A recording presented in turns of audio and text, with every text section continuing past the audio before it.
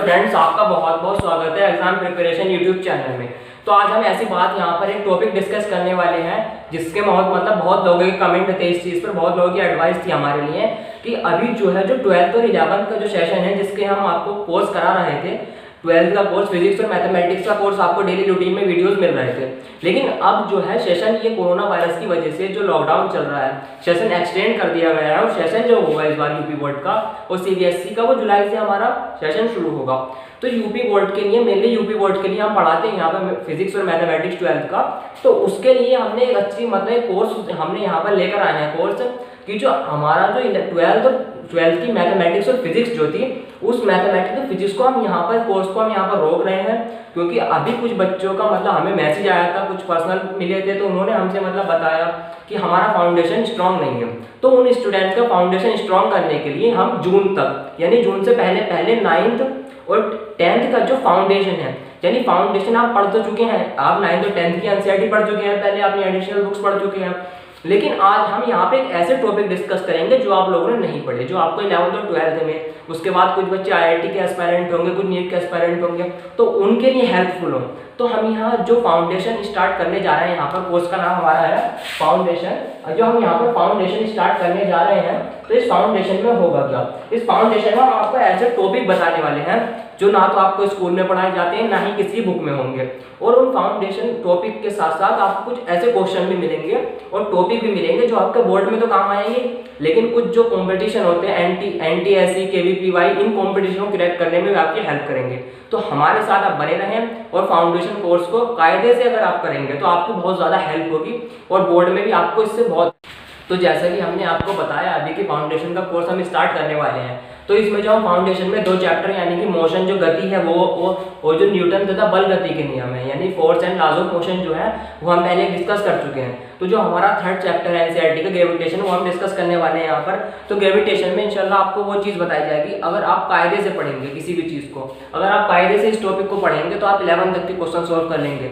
इसमें जो ग्रेविटेशन में हम 2 पार्ट कंप्लीट करेंगे, ग्रेविटेशन के साथ साथ हम फ्लड मैकेनिक्स भी इसमें कवर करेंगे, यानी फ्लड या तरल के बारे में पढ़ना। तो सबसे पहले बात करते हैं कि गुरुत्वीय बल होता क्या है। तो गुरुत्वीय बल को मैं आपको डेफिनेशन नहीं बताकर इसका एक ऐसा एग्जाम्पल बताऊंगा जिससे आपके सारे कॉन्सेप्ट क्लियर हो जाए। तो माना अगर हमारे पास 2 मास, यानी कि एक m1 है और दूसरा m2 है, ये कुछ दूरी r पर रखे हैं। जब ये दोनों दूरी r पर रखे होंगे तो उनके बीच, इन दोनों m1 और m2 के बीच एक ऐसा बल कार्य करता है जो इन दोनों को अपनी ओर अट्रैक्ट करेगा, यानी अपनी ओर खींचेगा, इन दोनों को टकराने के लिए, यानी मजबूर कर देगा, इन दोनों को एक ओर खींचेगा। तो ये जो m1 और m2 है उन पर एक बल कार्य करेगा जिसे गुरुत्वीय त्वरण बल कहते हैं। गुरुत्वीय बल जो है उसे अगर हम F से डिनोट करें, F, तो F जो होता है वो हमारे डायरेक्टली प्रोपोर्शनल होता है जो हमें मास दिए हुए हैं उन दोनों की गुणनफल के, यानी F जो होगा वो हमें जो मास दिए गए हैं उनके गुणनफल के इनवर्सली प्रोपोर्शनल होगा, यानी m1 × m2, F proportional m1 × m2। ये तो हमारी फर्स्ट इक्वेशन आप इसे मान सकते हैं। अब जो दूसरी सबसे इंपॉर्टेंट बात इस टॉपिक में इस कॉन्सेप्ट में है वो आप समझने वाली है। अब ये दूरी है इनके बीच की, इस पे बहुत सारे न्यूमेरिकल जो होते हैं, ज्यादातर न्यूमेरिकल इसी चीज पर बंद कराते हैं हमारे। अब ये जो बल होता है, यानी गुरुत्वीय बल F जो होता है वो इनवर्सली प्रोपोर्शनल होता है 1/r² के, यानी जो इसकी दूरी है उसके वर्ग के अनुक्रमानुपाती होता है, वर्ग के दूरी के। तो अब ये जो हमारी समीकरण 2 आई, अब आप समीकरण 1 और 2 से जब देखेंगे, दोनों को कंबाइन करेंगे तो हमारे पास समीकरण निकल कर आएगी, फॉर्मूला निकल कर आएगा F proportional m1 m × m2 r²। अब जब ये m1 × m2 r², अब ये जो हमारे पास जो ये जो है कांस्टेंट जो चिन्ह है प्रोपोर्शनैलिटी का, इसको हटाने के लिए अगर हमें कुछ ना कुछ करना पड़ेगा, तो इसे हटाने के लिए हम लगाएंगे F = G। अब G क्या है, G के बारे में अभी आगे डिस्कस करेंगे हम। G m1 m2 r²।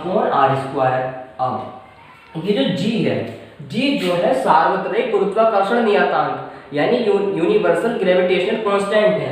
अब ये G की जो वैल्यू होती है, G की वैल्यू होती है 6.67 × 10⁻³ ना -11, ये होती है G की वैल्यू। और इसकी जो यूनिट होती है, इसकी यूनिट होती है न्यूटन मीटर स्क्वायर पर kg²।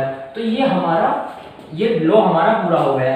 यानी कि अगर दो बल हैं, दो द्रव्यमान m1 और m2 हैं, उनके बीच की दूरी r है, तो उनके बीच जो गुरुत्वाकर्षण बल लगेगा वो F बराबर जी m1 into m2 upon r square के बराबर होगा। अब बात करते हैं इनवर्स स्क्वायर लॉ। अभी हमने यहाँ पर पढ़ा ये फॉर्मूले को, अगर हम आगे डिस्कस करेंगे, इसकी डेप्थ में जाएंगे, तो अगर हमारे पास ये फॉर्मूला है F is equal to G m1 into m2 upon r square, अगर हाँ जी तो हम पहले पढ़ चुके नियतांक है, जी भी नियतांक है हमारे पास, और m1 इंटू m2 का गुणनफल भी नियतांक है। तो यहाँ से जो हमारे पास अगर हम जी को हटाएंगे, हमारे पास फॉर्मूला निकल कर आएगा F proportional 1 upon r square. इससे क्वेश्चन बनते हैं बहुत ज़्यादा कंपटीशन में भी, और कंपटीशन के एतबार से भी, और बोर्ड एग्जाम में भी इससे क्वेश्चन आते हैं। और अगर ये कॉन्सेप्ट आप यहाँ पर पढ़ लेंगे तो 12th क्लास में अगर आप कूलाम का लॉ पढ़ेंगे तो कूलाम का लॉ इस पर सेम टू सेम बेस है, यहाँ से आपको कूलाम के लॉ में बहुत ज़्यादा हेल्प मिलने वाली है। तो अगर ये इनवर्सली प्रोपोर्शनल है F के r स्क्वायर, तो हमें ये लग रहा है यहाँ पर, अगर आप जितनी दूरी बढ़ाएंगे ना, अगर इन दोनों द्रव्यमानों के बीच की दूरी को आप एक्सटेंड कर दें, यानी इन दोनों द्रव्यमान की दूरी को आप बढ़ा दें, तो ये जो बल है, दूरी बढ़ने पर आपका बल कम हो जाएगा। जितनी दूरी बढ़ेगी बल, उतना जो बल का परिमाण होगा, बल का मैग्नीट्यूड होगा, बल का इफेक्ट होगा फोर्स का, वो जो है कम हो जाएगा। अगर दूरी जितनी कम होगी और बल ही इतना ज्यादा होगा यहाँ पे। अब इस पे हम बात करते हैं, क्वेश्चन बनते किस तरीके से हैं। मान लो एक द्रव्यमान, दो द्रव्यमान m1 इंटू m2 है, ये m1 ये m2 है, इसकी दूरी r है, इसे मान लो a फिगर। अब जो दूसरा वाला डायग्राम देखते हैं उसे b मानते हैं, b। इसमें हमने ये करा, दो द्रव्यमान m1 और m2 के बीच की दूरी r है। अगर r को, इन दोनों द्रव्यमानों के बीच की दूरी को अगर हम दुगना कर दें, तो उस पर गुरुत्व बल जो होगा कितना हो जाएगा, उस पर गुरुत्व बल हमें ज्ञात करना है। तो हम यहाँ पर देखते हैं m1 m2, ये छोटा हो जाएगा थोड़ा, m2, और इनके बीच की दूरी को हमने 2r कर दिया बस। अब हम पहले फॉर्मूला पढ़ चुके हैं इसका, हमने यहाँ पर फॉर्मूला पढ़ा F is equal to G m1 into m1 into m2 upon r square. तो हम यहाँ से फॉर्मूला लगाएंगे F is equal to G m1 m2 upon r square. अब इसे तो तुम ऐसे एज इट इज ऐसे ही रखा रहेंगे यहाँ पर। अब यहाँ पर देखते हैं हम क्या हमारे सामने निकल कर आता है यहाँ पर।